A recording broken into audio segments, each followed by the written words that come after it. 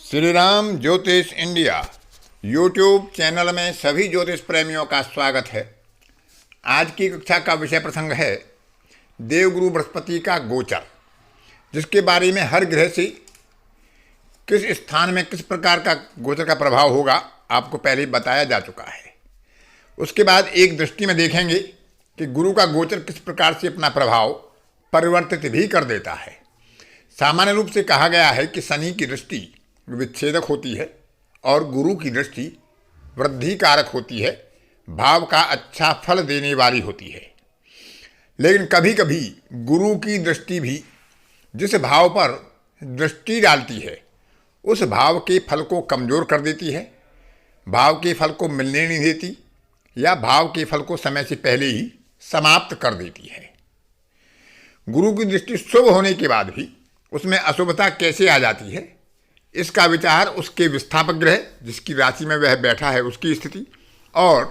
गुरु की राशि विशेष में धनु और मीन राशि में बैठने वाले ग्रहों के प्रभाव को भी देखा जाता है। क्योंकि कोई भी ग्रह जिस राशि में होगा उसकी स्थिति और आधिपत्य के आधार पर, जिस नक्षत्र में होगा उसकी स्थिति और आधिपत्य के आधार पर अपने फल प्रदान करेगा और उसकी किसी भी राशि में या नक्षत्र में यदि कोई ग्रह बैठा है तो उसका प्रभाव भी उस ग्रह के ऊपर आ जाता है। तो इसलिए गोचर और फलित का प्रभाव देखने के लिए ये आवश्यक है कि ग्रह की स्थिति भी देखें, उसका नवांश स्थिति देखें, वह किसकी राशि में बैठा है उसकी स्थिति देखें और उसकी राशियों में कौन ग्रह बैठे हैं और क्या वह किसी परिवर्तन योग में तो नहीं है, क्या वह परिवर्तन योग त्रिक भाव के स्वामी या अशुभ भाव के स्वामियों में तो नहीं हो रहा है। यदि ऐसी स्थिति होती है कि दो अशुभ भावों में या एक अशुभ और एक शुभ भावों में परिवर्तन हो रहा है और उसमें परिवर्तन में गुरु शामिल है, तो गुरु उस ग्रह के प्रभाव को भी ग्रहण कर लेगा और वह अपनी दृष्टि में शुभता की अपेक्षा अशुभता भी प्रदान कर सकता है। सामान्य रूप से आप पीछे देख चुके हैं कि किस ग्रह पर या उससे शुभ या अशुभ गोचर होने पर गुरु का प्रभाव क्या होता है। तो आज उसी कड़ी में अंतिम कड़ी में एक दृष्टि में देखेंगे कि गुरु के प्रभाव में किस किस प्रकार से प्रभाव होता है और वह किस प्रकार से परिवर्तित हो सकता है यदि उसकी राशि में कोई अशुभ ग्रह बैठे होंगे, विशेषकर छाया ग्रह, बाधक ग्रह, मारक ग्रह और उसके शत्रु विशेष। तो विचार करते हैं कि गुरु के गोचर में एक दृष्टि से हम किस प्रकार से विचार करें ताकि हम गोचर के फलादेश को सही रूप से प्रकट कर सकें। देवगुरु बृहस्पति एक शुभ ग्रह हैं जिनके साथ कोई शर्त नहीं है कि वह क्षीण होंगे, सूर्य से अस्त होंगे, वह सर्वदा शुभ ग्रह माने गए हैं। उनकी दृष्टि को अमृत कारक माना गया है। लेकिन यदि गुरु की राशि में छाया ग्रह बैठ जाए या बाधक ग्रह, मारक ग्रह बैठ जाए और वह विशेषकर उसका शत्रु हो या उससे परिवर्तन हो जाए, त्रिक भाव के स्वामी से गुरु का परिवर्तन हो जाए, बाधक भाव के स्वामी से गुरु का परिवर्तन हो जाए, तो वही गुरु अशुभता की अपेक्षा मारक बन जाता है। श्रीमती इंदिरा गांधी की कुंडली में आप देख सकते हैं कि एकादश भाव में गुरु बैठकर शुक्र से परिवर्तन करता है। शुक्र उसके घर में छठे भाव में राहु के साथ बैठता है। गुरु की पंचम भाव पर दृष्टि थी, पुत्र शोक से रक्षा नहीं कर सके और सप्तम भाव पर भी दृष्टि थी, वैधव्य होने से भी नहीं रक्षा कर सके। तो ऐसी स्थिति में गुरु यदि पीड़ित हो, राहु केतु की छाया में हो, उसके घर में राहु या केतु बैठे हों अथवा उसके घर में कोई त्रिक भाव का स्वामी या बाधक या मारक भाव का स्वामी बैठा हो, तो गुरु के गोचर में भी और गुरु के सामान्य प्रभाव में भी अशुभ फल देखने को मिल जाते हैं। विशेषकर यदि कोई छिद्र ग्रह गुरु से संबंध बनाए, गुरु की राशि में बैठे,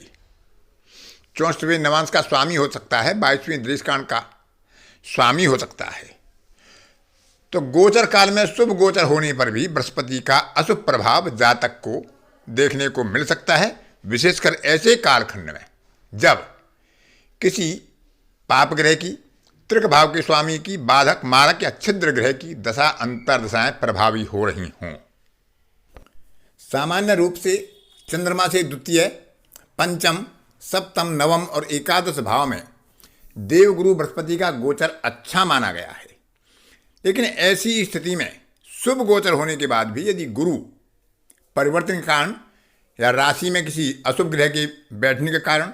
या अपनी राशि स्वामी की स्थिति और आधिपत्य के कारण पीड़ित हो रहा हो, तो ऐसी स्थिति में यदि वह गुरु गोचर काल में किसी भाव से युति या दृष्टि करेगा, विशेषकर त्रिकोण दृष्टि, नवम या पंचम दृष्टि, या उस भाव से गुजर रहा होगा और उस भाव के कारक से भी गुरु त्रिकोण में गोचर कर रहा हो या त्रि-एकादश में गोचर कर रहा हो, जबकि यह स्थितियां शुभ बताई गई हैं, तो उस भाव के फल को जागृत करेगा अशुभ स्थिति में या शुभ स्थिति में। यदि गुरु की शुभ स्थिति हो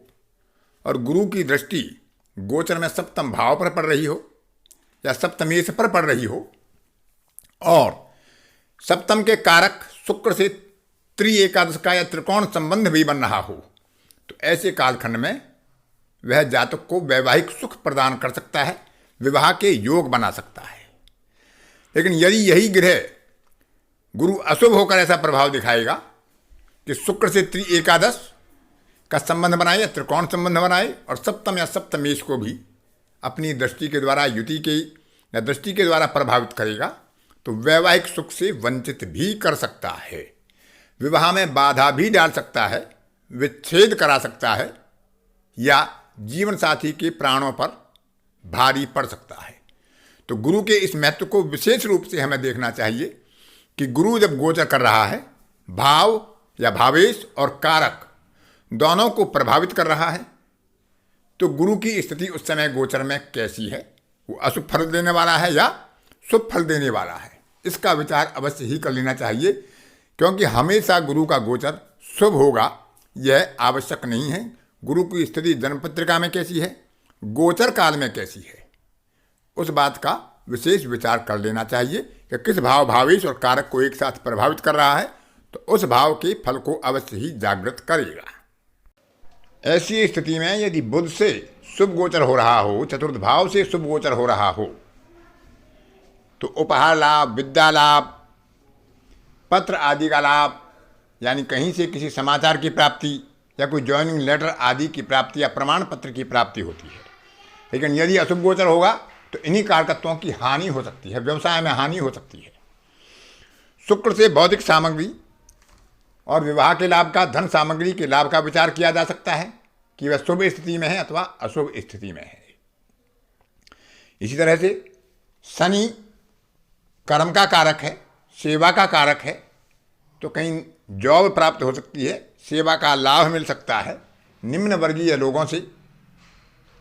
सहयोग मिल सकता है और शनि के कारकत्व तो जागृत हो सकते हैं यदि शनि को और दशम भाव को एक साथ गुरु अपने त्रि-एकादश या त्रिकोण प्रभाव से प्रभावित कर रहा हो और उस पर कोई जन्म पत्रिका में अशुभ प्रभाव ना हो, परिवर्तन के द्वारा या उसकी राशि में बैठने वाले ग्रह के द्वारा। सूर्य से गोचर में राज्य लाभ या राज्य से वैर विरोध अशुभ गोचर में हो सकता है। प्रतिष्ठा प्राप्त हो सकती है यदि गोचर शुभ होगा, मान सम्मान का लाभ मिलेगा, जातक में आशावादिता बढ़ेगी। लेकिन यदि अशुभ गोचर हुआ तो उपरोक्त फलों में कमी के संकेत मिल सकते हैं। मंगल से साहस व तर्क शक्ति का उदय होता है, लेकिन अशुभ गोचर होने पर उसी बृहस्पति के द्वारा जातक का क्रोध बढ़ सकता है, भाई बंधुओं से विरोध बढ़ सकता है और अनावश्यक रूप से क्रोध के कारण वह गलत निर्णय लेकर अपने लिए आत्मघाती कदम उठा सकता है। लग्न से यदि गोचर होता है और यहाँ पर कारक सूर्य और मंगल को विचार करें, उनसे भी शुभ गोचर हो रहा हो, तो जातक की इच्छा पूर्ति के योग बन जाते हैं। जो उसके मन में इच्छा होती है, जिसके लिए वह संकल्प लेकर आगे बढ़ता है, उसमें उसे विशेष रूप से सफलता प्राप्त होती है। तो इसमें ग्रहों के भाव, भावेश और कारक पर जब एक साथ प्रभाव पड़ता है गुरु के गोचर का, तो विशेष रूप से वह भाव जागृत होता है, उसका फल जातक को प्राप्त होता है।